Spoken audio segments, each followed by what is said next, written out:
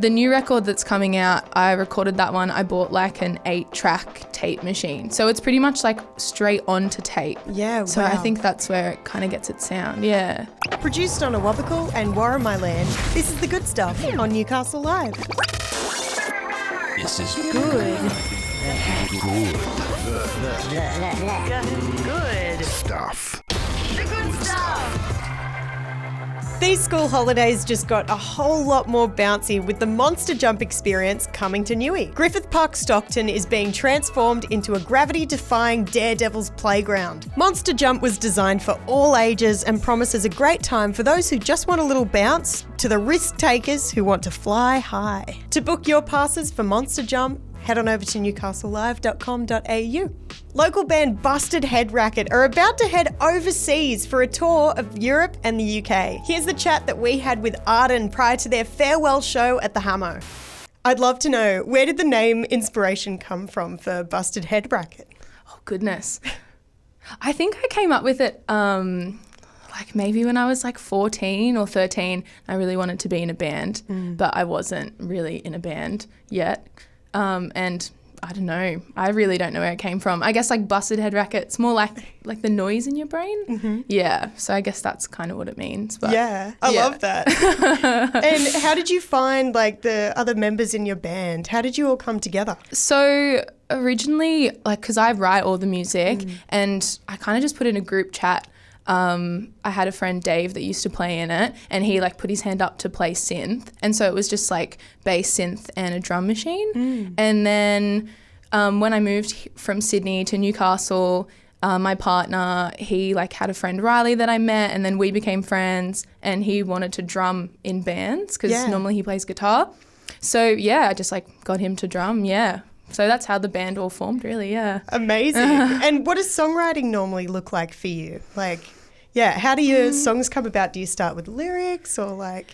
Yeah, I think I like listen to certain artists like heaps, and then I'll be like, I'll write music. I don't know about you, but do you listen to music in albums or like random songs? I love albums. Yeah, albums. Yeah. So I feel like I'm an album listener. So like I'll just pick certain albums and I'll listen to them. And so then I'll be like, okay, I like this band, so now I'm going to try and write a whole album like around that sort of style. Yeah, If that makes sense? Yeah. Like what you've been inspired by. Yeah, pretty much. Yeah. And then I always just think of little melodies. It's really random. There's not really, too much to it, really, yeah. Yeah. Who are some of your fave artists that you like listening to?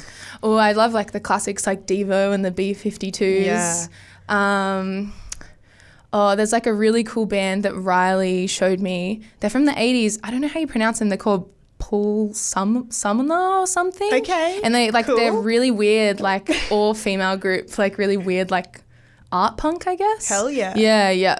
Yeah. But Lilliput, have you heard of Lilliput before? Heard of them, but I haven't listened to them. Yeah, they're like need to. Yeah, they're from Scandinavia. They're really, really cool. Yeah. Yeah. So lots of I guess feminist punk stuff. And I'd love to know too, like when it comes to production, because you know, you have your songs and then the way that you produce them adds so much character to your music. Can you tell me a little bit about that? Yeah, so Junk Food, like the record that came out, the most recent one, I guess, that one was, I do all my demos like on GarageBand, like just on the Mac. Yeah, awesome. which is good. And then we actually recorded that one like on a reel-to-reel, like, you know, the old with the two big round tapes, which was really fun. And then the new record that's coming out, I recorded that one. I bought like an 8-track tape machine. So it's pretty much like straight onto tape. Yeah, So I think that's where it kind of gets its sound. Yeah. That's crazy. Yeah. And so does that mean that you have to have the songs absolutely nailed before you go in to record? Pretty much. But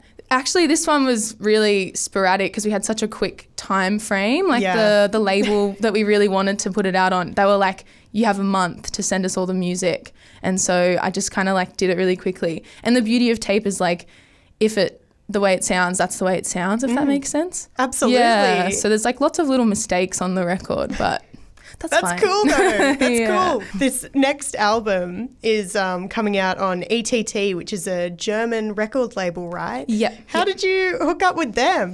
I think it's just like a trickle down effect of just like meeting lots of different people through the internet, through making music. And then just they kind of like hear about you. And then, I don't know. I reached out to them, but I think because, I don't know, I'm friends with some other people, it just, So I don't really know how it happened. It's awesome that it did, but That's brilliant. I'm still a bit like, why? Yeah. And even more exciting, like obviously I'm keen to hear the album, but you're going to Europe to tour. Yes, we are. And the UK. We're now going to the UK. Yeah. Wow. And you've put this tour together all by yourself, right? So for the Europe, we have a booker. He's like, but it's just like a DIY booker. It's like through Wild Wax Tours. But the UK, we just got a grant. So we were like, well, now we can book the UK, but I'm booking that myself. So with the help of the community, which is really good. But that's wild. Yeah. And what's that process been like? Like, I can only imagine what it's like booking a tour here in Australia. Yeah, Vouching for yourself overseas without being there would be so hectic. Yeah, it is. Honestly, it's like I just make an Instagram story. I'm like, who wants to help me book these shows? And then people just message. It's really cool. I like it.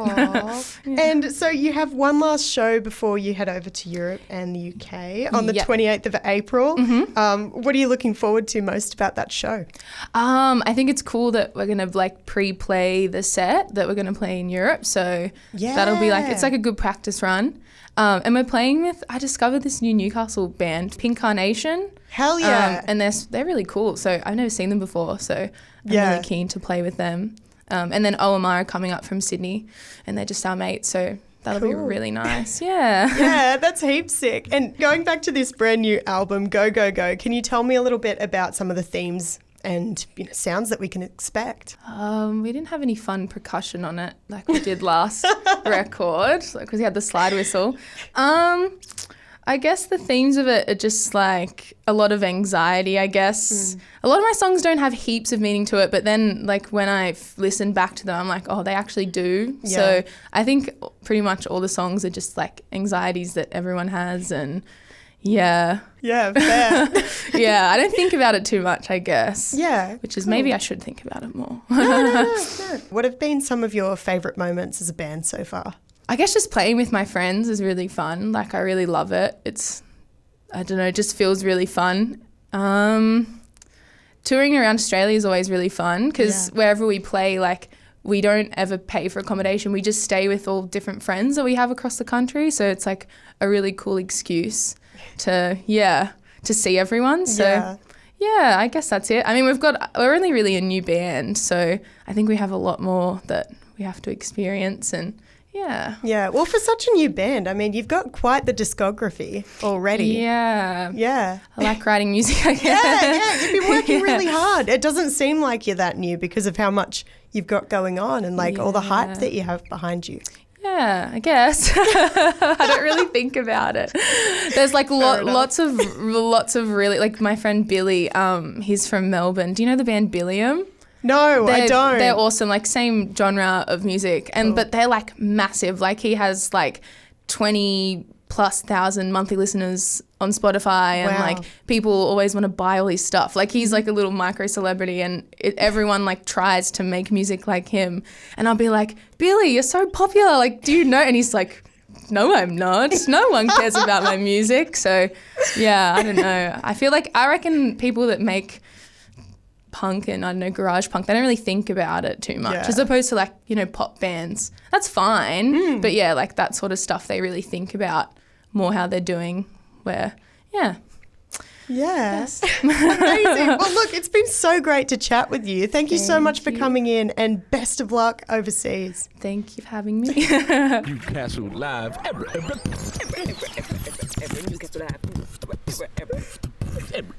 Newcastle Live. That's it for the good stuff for this week. Thank you so much for tuning in. I hope that you have a fantastic weekend. Hopefully it warms up a little bit and we'll see you on Monday from 4 p.m.